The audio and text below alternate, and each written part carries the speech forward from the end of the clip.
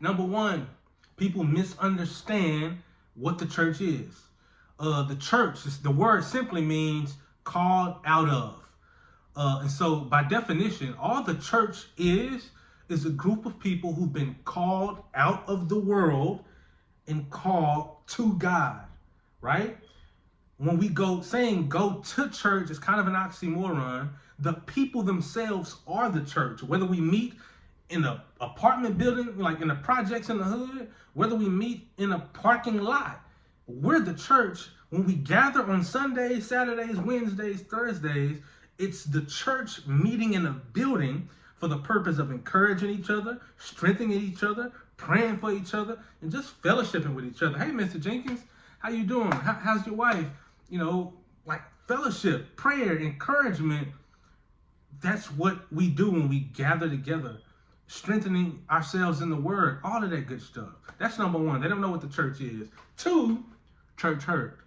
Church hurt. A lot of us grew up in churches where we seen with our own eyes the pastor living a double life, sleeping with the members, living a greedy life, taking up 10 offerings, getting a bunch of money. When Miss Wallace over here just got evicted and is riding the bus to church, the pastor is riding in a Cadillac with some 24-inch rims. Like, those things did not sit right with people in my age group.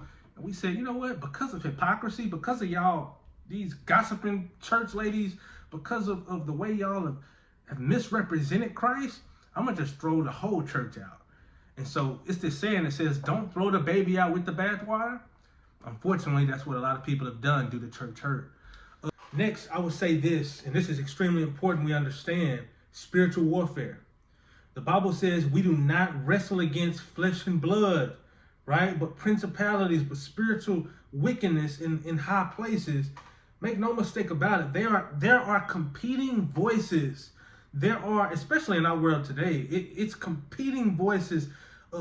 It's lies going out. Jesus didn't really die on the cross. Jesus is a white man's religion only. This is how they deceived you. Reincarnation is the truth. When you die, you're gonna come back, and this is spiritual warfare. This is a spiritual battle. And this is another reason why the people of God, the brothers and sisters in the faith, need to get together weekly, because we're fighting the same battle. And I need to encourage you. If my brother got shot last week, I need to help nurse him back to health and get him back on his horse, because we got to fight. We got to battle the next day, right? Like, we're fighting spiritual darkness. And that's another reason a lot of people have been deceived and pulled out of the church by deception of dark forces. And that's just reality. And lastly, people simply reject responsibility and accountability.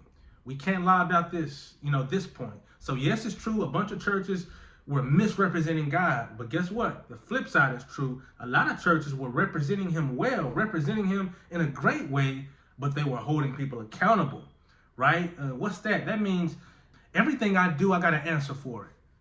And people don't really like that. They want to do what they want to do. And so because of that, people like, you know what? I don't want to have to answer to anybody above me for how I'm living. Yeah, I want to go to the club on Friday and still get up and sing Sunday. And if that's going to be a problem, I don't need some man telling me, asking me about my life. And so those are the facts. I would throw in this last piece as well. We can't reject Bible prophecy. The scriptures prophesied that in the last days, that there would be this migration from truth, that people would not want to hear sound doctrine from sound biblical teachers, but they would heap for themselves teachers that tell them what they want to hear instead of what they need to hear. We're living in those times as well. Everywhere you look, it's a buffet of influencers, a buffet of spiritual advisors. Just get on the internet, get on TikTok, get on YouTube. You can find somebody that fits what you want to hear. And the Bible says that's actually a sign that we're in the last days. But y'all talk back to me. Did I get these reasons right? Am I wrong about something in your opinion? Let me know down in the comments below. But I feel like these are the reasons why a lot of people said they wash their hands of the church. They don't want anything to do with it.